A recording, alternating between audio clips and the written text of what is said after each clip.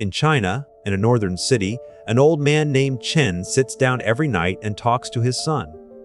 He waits for the screen to warm, the way you wait for a kettle. His son has been dead for 2 years. Then the face wakes. It blinks. It answers. It calls him Dad, in a voice he would know anywhere, the same catch on the same word, exactly where it always came. The tea goes cold beside him. He does not notice. He has poured a second cup out of old habit, and it sits there untouched, going cold too. For a few minutes, old Chen is a father again. The wish underneath this is not Chinese, and it is not new. It is the oldest wish there is, to hear a lost voice, one more time. Every people who ever buried someone has whispered it. And here is the thing I want you to see. This is not one grieving man. Widen the view, and his single lit window becomes 10,000 windows in 10,000 nights all across the country, each one holding a person leaning toward a little light, saying a name.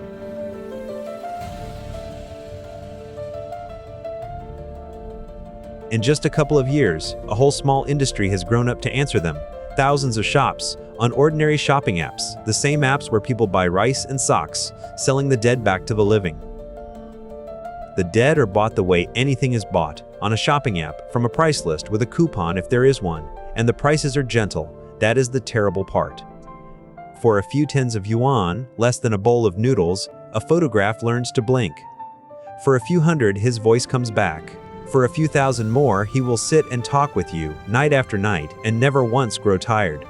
So let me tell you how the sun is built, piece by piece. The face starts from one photograph, but a still photo cannot smile. It has no idea how a mouth pulls, how the eyes crease first. So the machine borrows the motion, the way a face moves, from millions of strangers it has studied. Which means the smile old Chen loves so much is stitched together from the way a million other faces move, strangers wearing his dead son's face. The warmth is real, it just never belonged to the boy.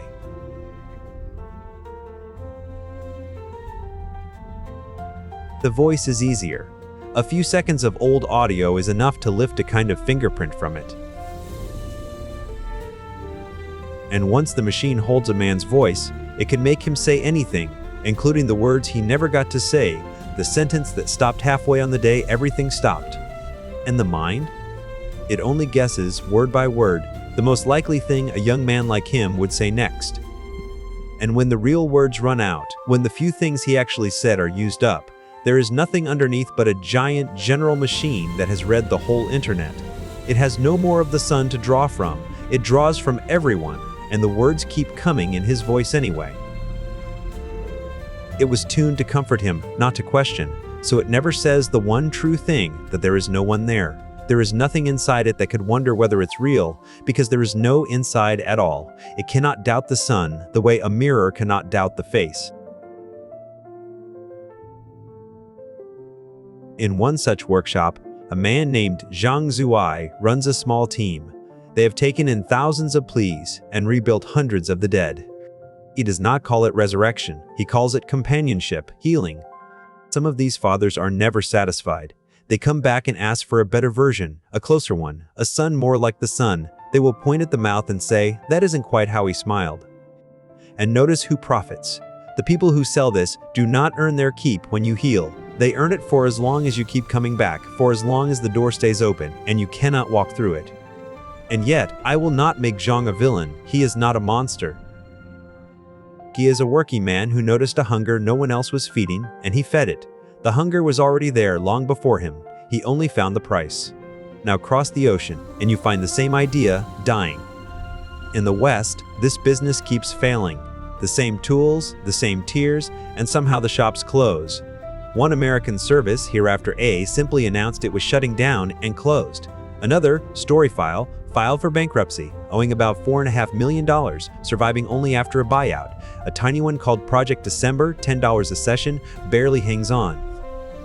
Same technology, same tears. The tools are cheap everywhere. But here, something else lines up, a grief that broke a whole generation the same way. In the West, grief is scattered.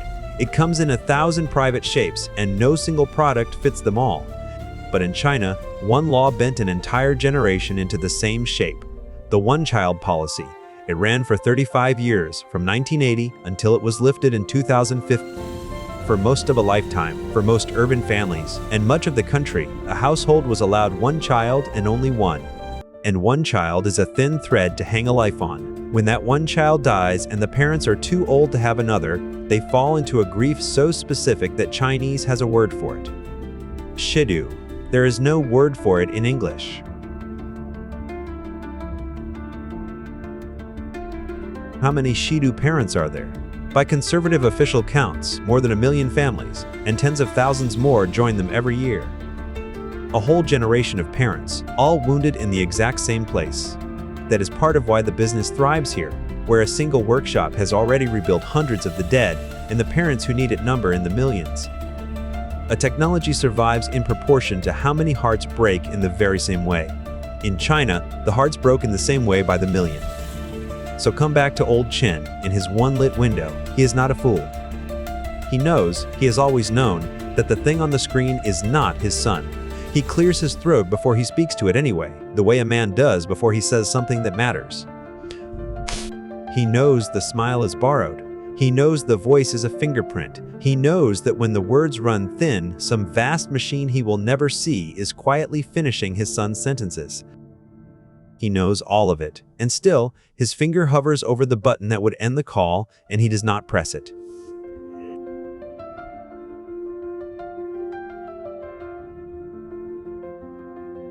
Because the oldest ache in the world, the wish to hear a lost voice just one more time, has finally found a machine willing to sell it back to us. Not the son, just the goodbye, put off a little longer. One warm word at a time. For as long as we cannot bear to let go,